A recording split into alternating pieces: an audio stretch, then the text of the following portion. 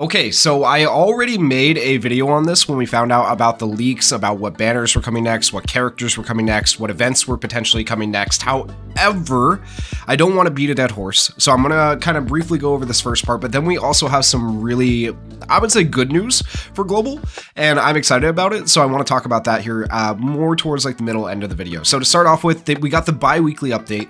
I don't know if this is going to actually be a bi-weekly update, because it definitely hasn't been a bi-weekly update, so hopefully if they can continue to do the bi-weekly update bi-weekly, that would be fantastic, but we'll see if that continues to happen or not. So we now know that we are getting these banners coming up. So these two banners on February 7th, we're getting a rerun banner featuring Inamaki and Nobra here. Do not summon on this banner. I don't care if the recollection is new. It is absolute like garbage banner. Don't summon on it. It's not worth it. Not worth your cubes. You should realistically be skipping most of all of these banners if you're a free-to-play light spender looking to get the JP first anniversary characters. It'll be half anniversary for us. Domain expansion Gojo or Itadori or Sukuna, who comes right after them. Technically Miguel comes after that, but no one cares about Miguel. So yeah, you should not really be summoning on any of these banners if you are free to play or light spender. But if you are thinking about summoning on any of them, the best one out of these three banners, I would say, is probably Mekamaru. But you know, take that with a grain of salt. So on February 7th, we are getting these two banners, Mekamaru and the rerun banner. Rerun banner, don't summon on. If you want to, you can summon on Mekamaru. I wouldn't recommend using cubes, but do what's best for you. And then on February 14th, we're gonna get Red Panda. Let me just say, I have tried Red Panda quite a bit on JP, and before the buffs, he is not great. After the buffs, much better, because before the buffs, he can only draw aggro of one opponent. After the buffs, he can draw aggro of all opponents. Makes him much better. So he's actually a decent tank after you get the buffs and the hidden potential system and stuff like that. So immediately on Global, he's not going to be super useful. In the future, though, he will actually become a much better character, in my opinion. And then besides these banners, we are also going to be getting these events confirmed. So we're getting the map event Grand Exorcism Battle Art Museum arc. So this actually is supposed to come after the hidden inventory characters, and we're backtracking a little bit because these were supposed to come out before the hidden inventory characters. So they're mixing events with different banners, which I find interesting. And the thing is, with these two banners, we were supposed to get Dead Mall Edition 1 with Mekamaru and Dead Mall Edition 2, and then later on there's a Dead Mall Edition 3 that came out without a banner, or without a character banner rather. And so I don't know if we're going to be getting those events, because that is a lot of cubes we're missing if we're not getting those events. They're not confirmed in the bi-weekly update, at least. And if they're giving us two events right here with the Imaginary Realm and the Grand Exorcism Battle Art Museum arc, it makes me think maybe they're going to release the Dead Mall Edition events later at a different time with different banners, potentially. Or maybe they just omitted some stuff and they're not telling us everything that's coming to the game right here in the bi-weekly update. But I don't know if that's going to be the case or not. I mean, that'd be like Copium me hoping that they're going to release, you know, that essentially would be 4 events, because you get an event for each of these banners, and then you get this event, that 4 events at once. People don't have the stamina for that. People don't have the AP for that. So, I mean, unless they're giving us a crap ton of AP packs, I don't think it's going to happen. They are giving us AP packs, by the way. That's part of the news coming up, but it wouldn't be enough to do 4 events. It's absolutely crazy. So, yeah, these 2 events are coming. Hanami Imaginary Realm is going to be rerunning right now. We have Esso and Kachisu going on, and holy crap, Extreme 2 is hard. So this time around, I'm scared to take on Hanami, because I have been struggling with the Imaginary Realm, and as you guys know, I spend a decent amount of money on this game, but like, holy crap, that EX2 stage is very difficult. And then the last piece of news that they did put in the bi-weekly update, probably the most important new thing that they're confirming right here, and we've kind of seen it because it's been happening, but I think people just didn't register, is the 2x campaign. This was only guaranteed to go until the end of 2024 because people were so mad about everything that was going on with the game and how hard it was to collect resources on the sped up schedule. Well, now they have decided that I assume up until we catch up to JP is what it's looking like, every weekend we are going to be getting this 2x campaign to make up for how sped up the schedule is, because now we have a banner coming out every single week of February. So we have one on February 7th, one on February 14th, and then we also have more banners coming out on these dates. So we got the 21st and the 28th. Now, to make up for the fact that they are literally just spamming us with banners, they are giving us AP and they are giving us tickets. It's 20 AP in total though, like 20 AP packs in total. Like I said, if they decide to release more than these two events, if they decide to release the Dead Mall Edition events at the same time as these events, you're gonna have to pick and choose if you're a free-to-play light spender, because you're not gonna want to spend cubes to be able to buy AP to be able to do the events, right? Like, that would just be dumb unless they're gonna give us more AP. So, I mean, I don't think Dead Mall Edition is gonna come out along with these two banners like it did on JP. It's a possibility, but if they do, they need to give us stamina. They need to give us stamina so badly. But good news, we are getting some stamina AP packs that will help with the events that are already confirmed to be coming out. So that's good. But then additionally, we are getting Phantom Parade Future Gacha tickets. Now, this is not standard banner tickets. Don't get that confused. It's not for the standard banner. And I know people are looking at this probably thinking there's no way they're actually giving us more tickets. It's going to be some like lame gift like standard tickets, because that's what we've come to expect from them, is just lame gifts. But this is actually good. They are similar to what they did previously with sped up banners, especially when people were mad.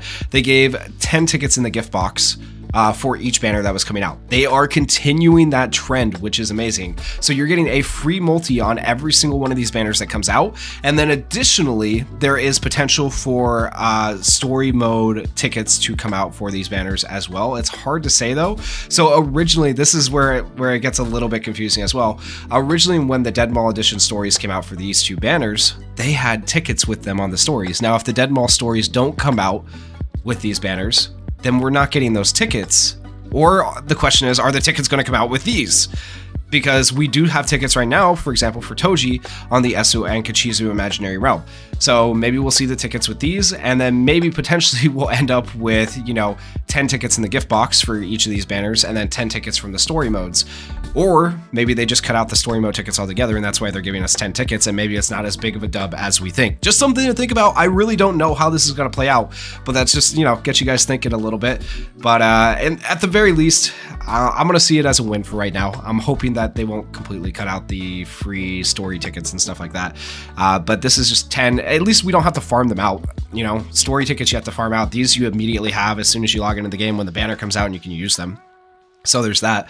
But a free multi on each banner is not bad. So February 7th and February 14th are already confirmed with these two banners. And that leaves the question, February 21st and February 28th, what characters are we going to see? So looking at the JP timeline of events for the half anniversary, we just got finished with Toji. Well, not finished, he's still out technically, but we just got Toji on the global side of the game. So if we continue past that, because we've already backtracked and cleared out everything before hidden inventory with the release of these two characters, right? So with these two characters being done, we've pretty much finished all of the banners before hidden inventory. We still have some events we have to pick up and finish, but so moving on, we need to look at the characters past hidden inventory that are coming out. So if we scroll down, the next character that came out after hidden inventory, Toji, was Miwa. And so that is a very likely character to be coming next, in my opinion. However, they have not been following the JP timeline with fidelity. Okay, so keep that in mind. They could skip Miwa. They could decide to go to the next month. And the next character to come out could be Saki. Or they could skip Saki. And the next character to come out, who would be hype, is Yaga and Gakuganji.